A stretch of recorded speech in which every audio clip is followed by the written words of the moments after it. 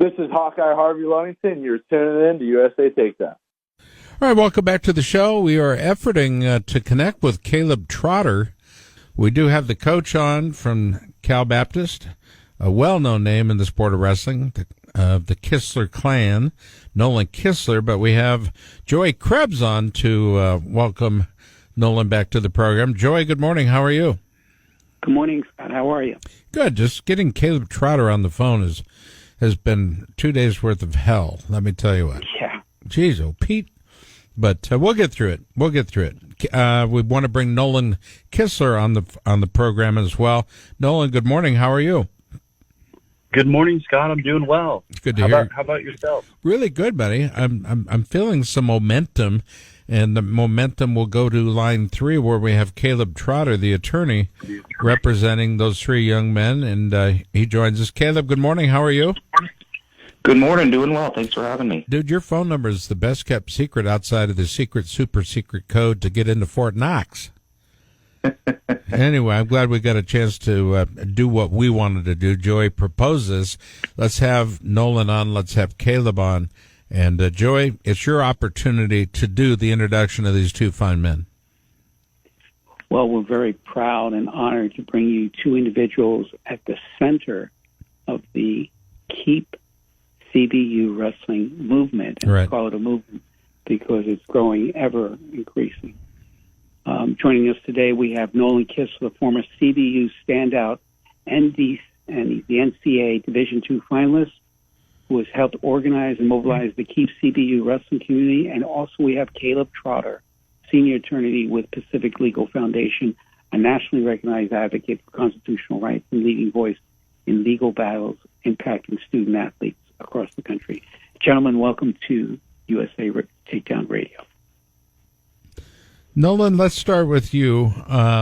First of all, what's been the relationship like for you and many others that are efforting to connect with the president of the university, the athletic director, et cetera, people that are making these changes and apparently responsible to nobody?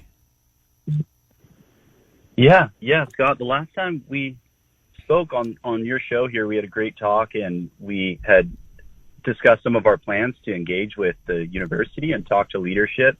And we have made quite a few attempts and emails, calls, letters.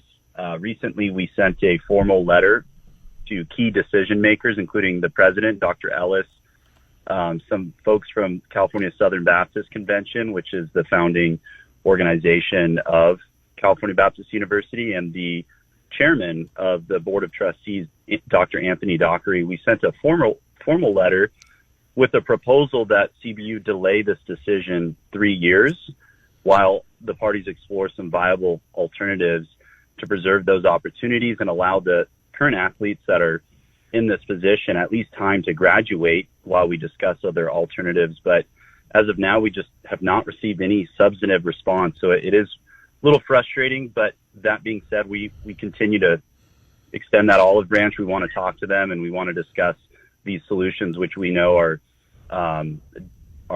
certainly better than cutting 3 sports programs, especially wrestling. I feel like there's like you said, you guys aren't hearing back, but I feel like it's kind of a slap in the face to the athletes that have committed their time and committed to this program. I mean, they get a message that says you basically have a short window to come clean your stuff out of the wrestling room, and it's basically just shut down.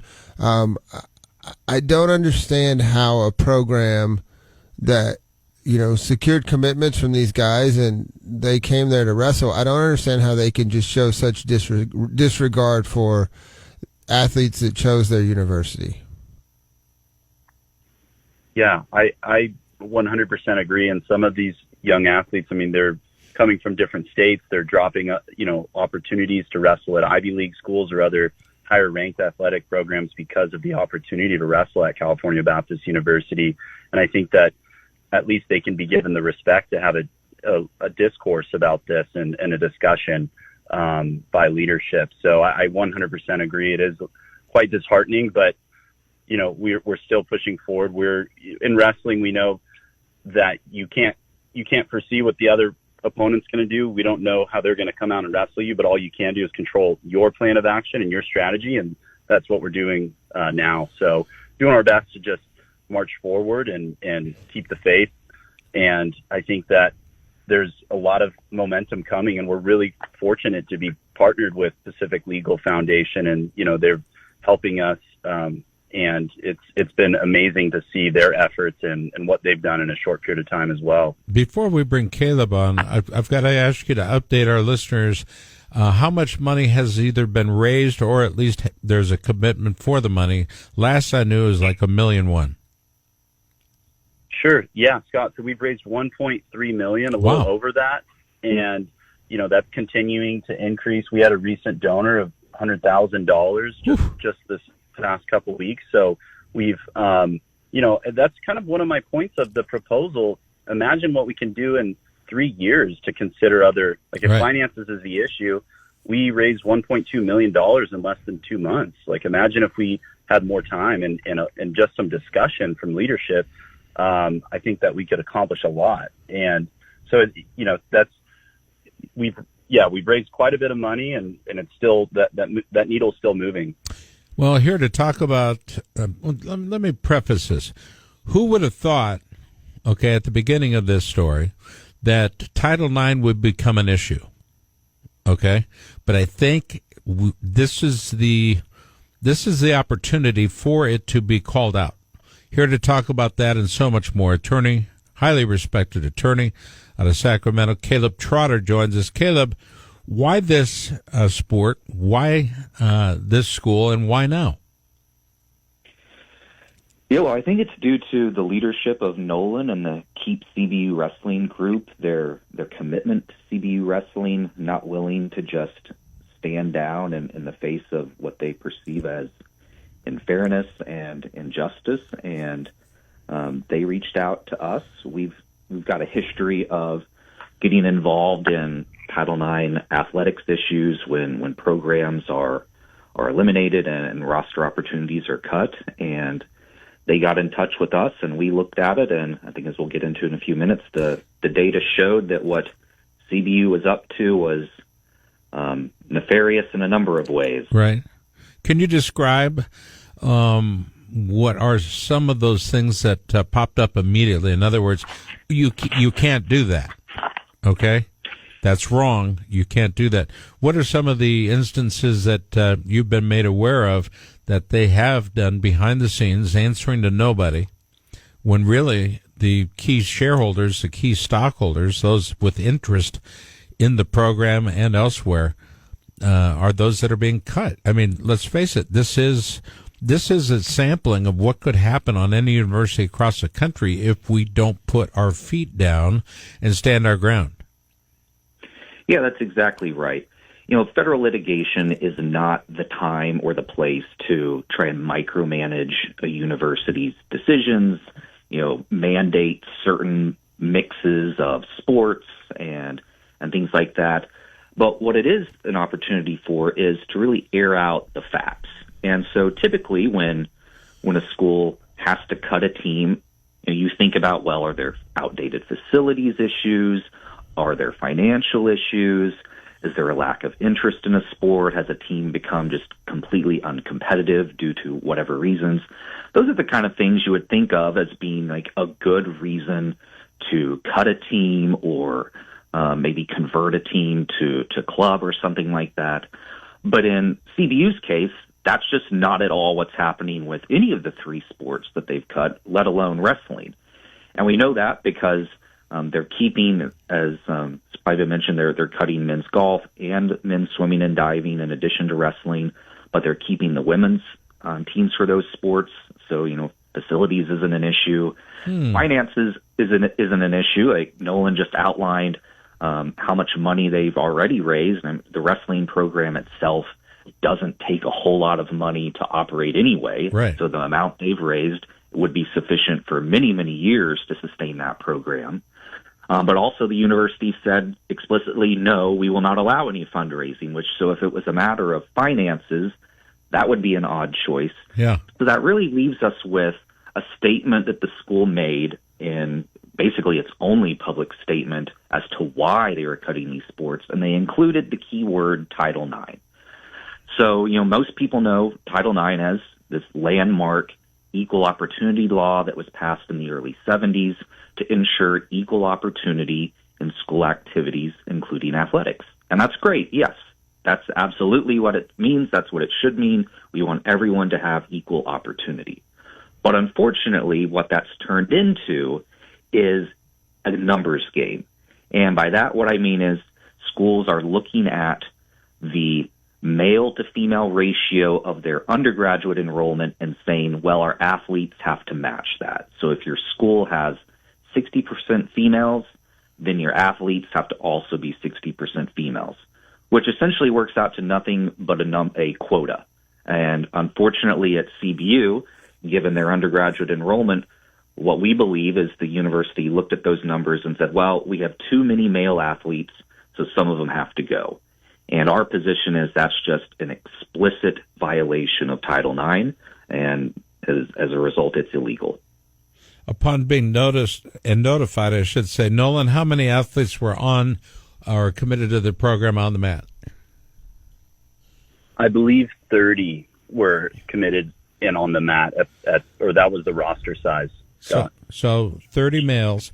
What would be, to me, the easiest answer is if the university doesn't cut wrestling but adds a women's program where they could easily get 30 to 60 athletes in the state of California or elsewhere to compete on the very same mat. Or am I am I missing something?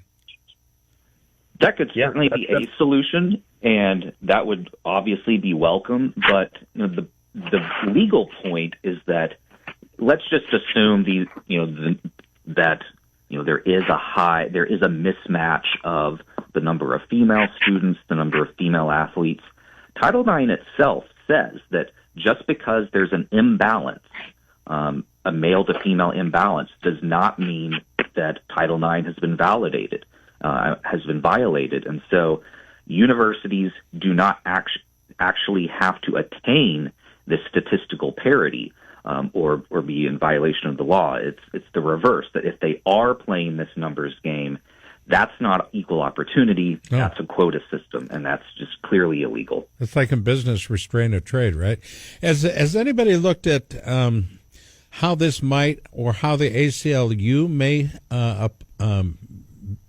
be interested in something like this? Because it seems to me this does fall on, in some ways, in violation of the rules in terms of civil liberties. The ACLU doesn't really do any work in this area. There are a handful of firms. So basically, any time a women's program is cut or reduced across the country, there's a handful of firms that everybody knows that's who you call, and they'll rush to court to say that, and that's fine. That's great. Have no issues with that. But as it kind of works out, there hasn't been anyone traditionally who's done that on the men's side, and we've had some involvement there. But the reason that is because there's two competing theories of what Title IX means and what it requires. And as I just mentioned, our view is that Title IX is not a numbers game. It's not a quota system. But when you see the cases brought when women's teams are cut, that is the theory. They're saying, no, we're underrepresented. That violates Title IX. Wow. And unfortunately, that's what courts, by and large, have agreed with so far. And that's why it has been challenging to find cases to save men's teams. But given our experience in the issue, given our Supreme Court experience, we're prepared to take the issue that far if we need to correct the view of what Title IX truly means. I guess. Okay, up against the clock to break, Michael. Hold that thought. And I will just put this out there, okay, that while you guys are taking the high road, they are choosing to ignore any requests, any opportunities to meet with, discover how best we can keep this program active. And they are dragging themselves through the mud. There's a terrible look on CBU athletics right now, and it starts with the president of the university.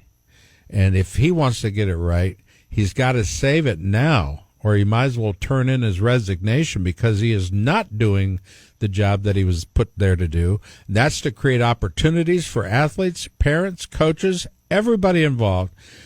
That's what Cal Baptist University is.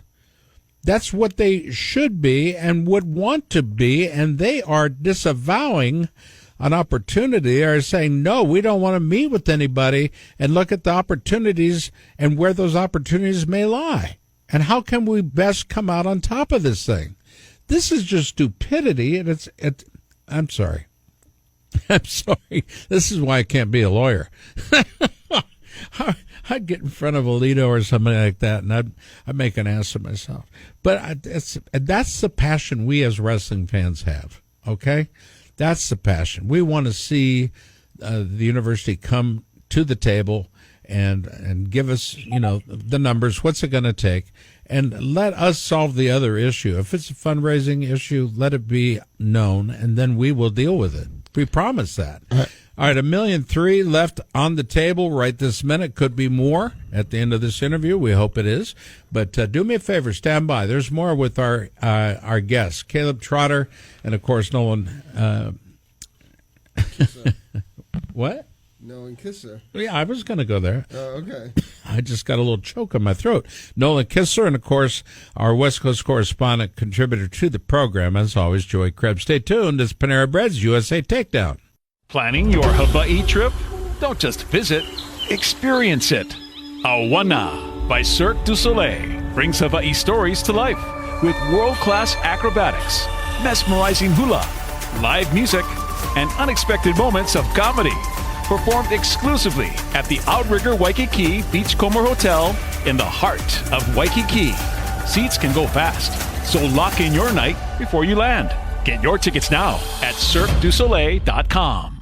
Want a career that truly matters? The Elk Grove Unified School District is now hiring speech-language pathologists and occupational therapists to support student success across our schools. Help students strengthen communication skills, build independence, and reach their full potential. Join a collaborative, student-centered team in Northern California's largest school district. Make a meaningful impact every day while enjoying competitive benefits and professional growth. Build your future while changing lives. Learn more and apply today at egusd.net.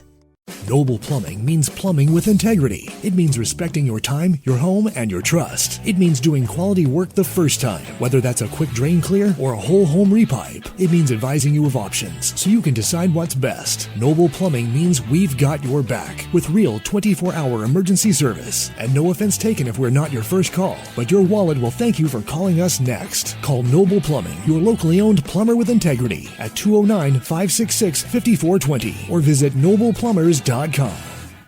Hey, it's Zach Beaver from BEG Wrestling, and you're listening to America's Wrestling Radio Talk Show, USA Takedown, on Fox Sports Radio. Welcome back to USA Takedown, live from the iHeart Studios, the Panera Bread USA Takedown, live in KXNO downtown Des Moines. We are speaking with Nolan Kistler. We're speaking with Caleb Trotter, the attorney, and our West Coast correspondent, Joey Krebs, is online with us as well. We're talking about the dilemma that is... it's a dilemma. The CBU wrestling program. And so here's my question to Mr. Proctor. I'm looking at this, and I feel like this school is trying to put all their eggs in the basketball basket, and I feel like they just lost their coach and whatever else, and if you don't do right by your athletes, your funky basketball program isn't going to be able to compete anyway. So, but my question for you is, how do we get these guys to the table and actually get them to sit down and have conversations? Because everything I'm hearing from you guys on this interview and everything I'm seeing leading up to this is just like the administration's not even open to having conversations. So how do we force their hand there? Yeah, I think that this is Nolan Kistler. Thank you, Matt, for the question. I think it's a good one.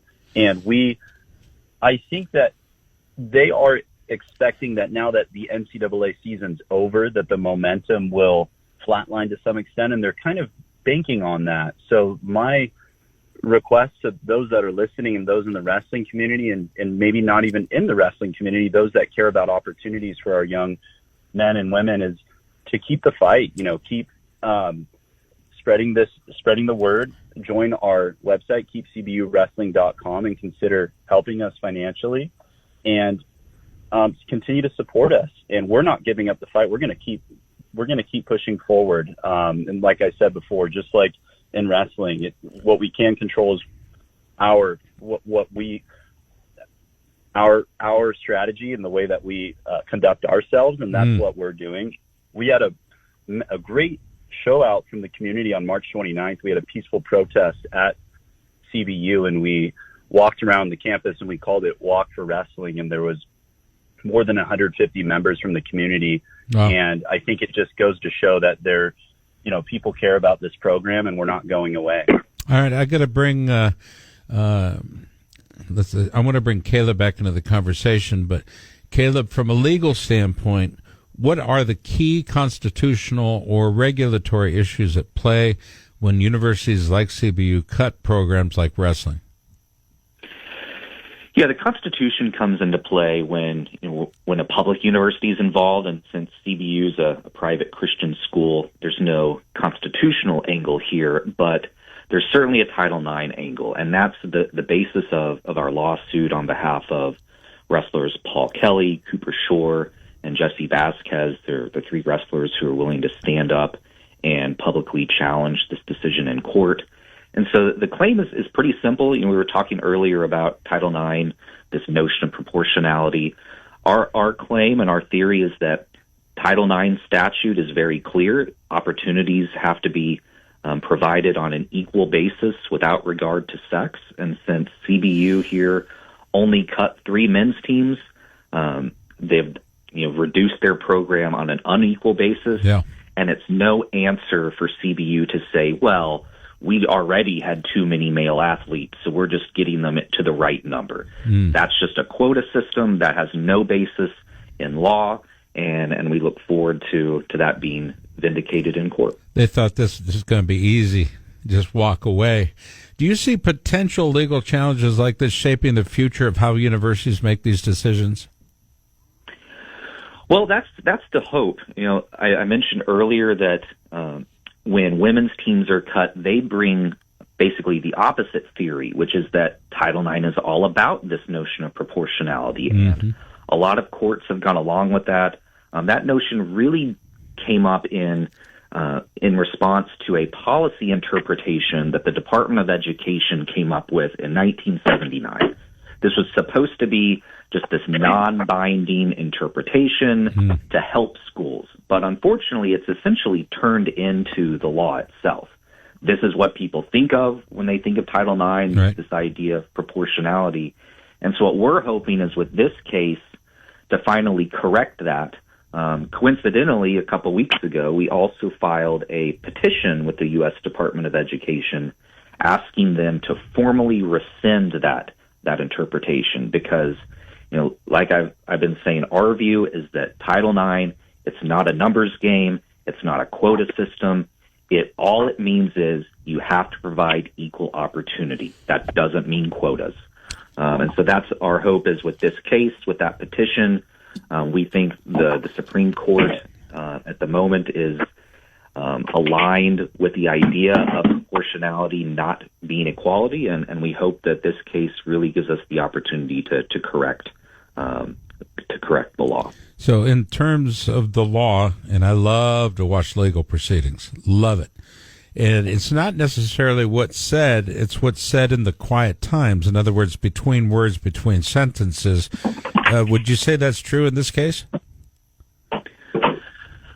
Yes and no. Like the statute is very clear that Title IX is not supposed to be this quota system, but because of this supposedly non-binding interpretation, courts were going against that statute and using that interpretation to turn it into law. But a couple years ago, there was a key U.S. Supreme Court decision that said it is improper for the courts to just defer to what the agencies think and what they make up, particularly when it is directly counter to the law, the statute itself. And so we That's a large part of why we think now is a time to finally get rid of that policy interpretation. And look, I want to be very clear. This isn't a men versus women issue. No. While it's true that a lot of men's programs, particularly in Olympic sports, have been cut because of proportionality, it's also affected women through roster management.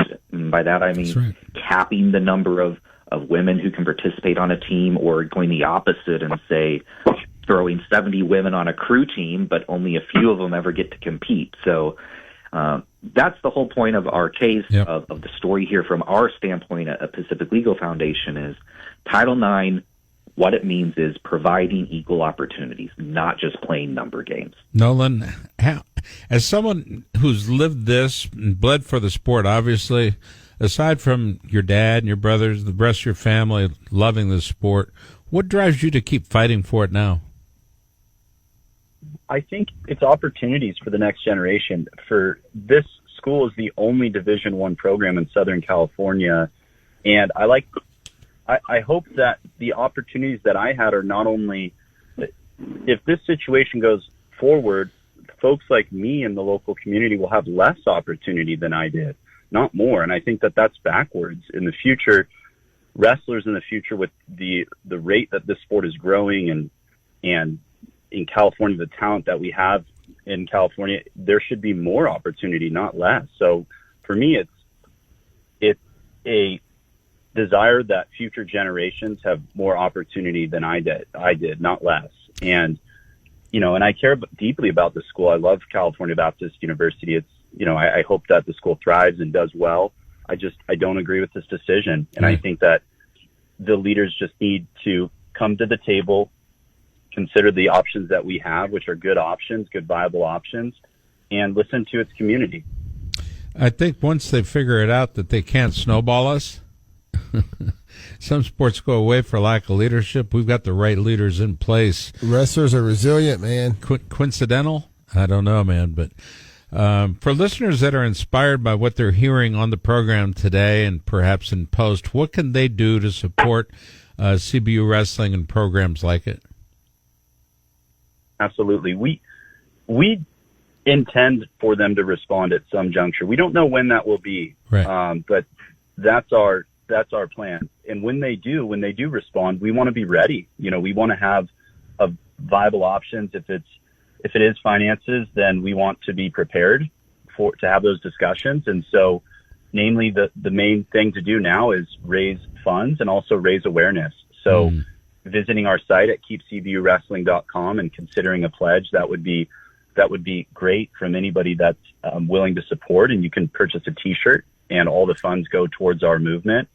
So that's one huge way that people can support. And the other way is just helping, following us, spreading awareness on our social media, on Instagram, Facebook, X, and staying up to date. We post anytime there's an update, we post it. So you can, the listeners and the supporters are aware of any progress that's being made. So I would say just supporting us and spreading awareness, and also considering helping us financially. Final word from you, Caleb. Your take on this as you sit on it today. What's your take on where this is, where the movement is? And and generally, we want this to be a perfect example as to how to engage with the wrestling community. What we've got to do to keep it. Yeah, I think the CBU program, the Keep CBU Wrestling leaders like Nolan and his team have been a shining example of how to do this the right way. Yep. They have been vocal. They've been public. From the beginning, they have approached this from every avenue possible in a respectful, open way, trying to have a dialogue with the university.